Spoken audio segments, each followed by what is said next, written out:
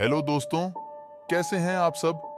मैं आशा करता हूं आप सब बिल्कुल ठीक होंगे। मैं आज आपको एक कब्रिस्तान की खौफनाक कहानी सुनाने जा रहा हूं। आओ सुनते हैं।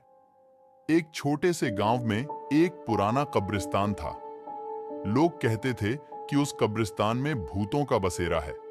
रात को कोई भी वहां जाने की हिम्मत नहीं करता था। एक दिन तीन दोस्त राज, रवि और मोहन ने सोचा कि वे अपनी हिम्मत आजमाएं और रात को कब्रिस्तान जाएं। वे तीनों शाम को मिलकर कब्रिस्तान के लिए निकले। जैसे ही वे कब्रिस्तान के गेट पर पहुंचे, मोहन ने कहा, यार, मुझे अच्छा नहीं लग रहा, वापस चलो। लेकिन राज और रवि ने उसकी बात को नजरअंदाज कर दिया और अंदर चले गए। कब्रिस्तान के अंदर घुसने पर हर जगह सन्नाटा था। सिर्फ हवा के झोंके और रात के जानवरों की आवाज सुनाई दे रही थी। वे तीनों एक पुरानी और बड़ी कब्र के पास रुक गए।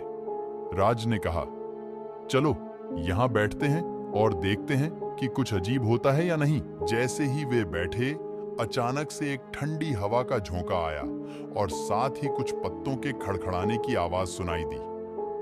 मोहन ने डरा हुआ कहा, यह जगह सच में भयानक है, चलो यहां से। लेकिन राज और रवि हंसने लगे और बोले, डर मत, यह सब तुझे लग रहा है। थोड़ी देर बाद एक भयानक आवाज उनके पास से आई। वे तीनों ने मुड़कर देखा तो उन्हें एक धुंधला सा साया दिखाई दिया।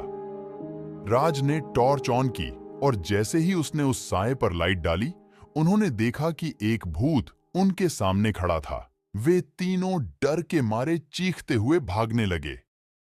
कब्रिस्तान के गेट तक पहुंचते पहुंचते उनका पसीना छूट गया। जैसे ही वे गेट से बाहर निकले, उन्होंने पीछे मुड़कर देखा। वह भूत अभी भी वहां खड़ा था और धीरे धीरे गायब हो रहा था। उस रात के बाद राज, रवि और मोहन ने कभी भी रात में कब्रिस्तान जाने की हिम्मत नहीं की। उस घटना ने उन्हें हमेशा के लिए डरा दिया। कहानी का अंत यही है कि कुछ जगहों पर जाने की हिम्मत करने से पहले हमें 2 बार सोच लेना चाहिए, क्योंकि कभी-कभी डरावनी कहानियां सच भी हो सकती हैं।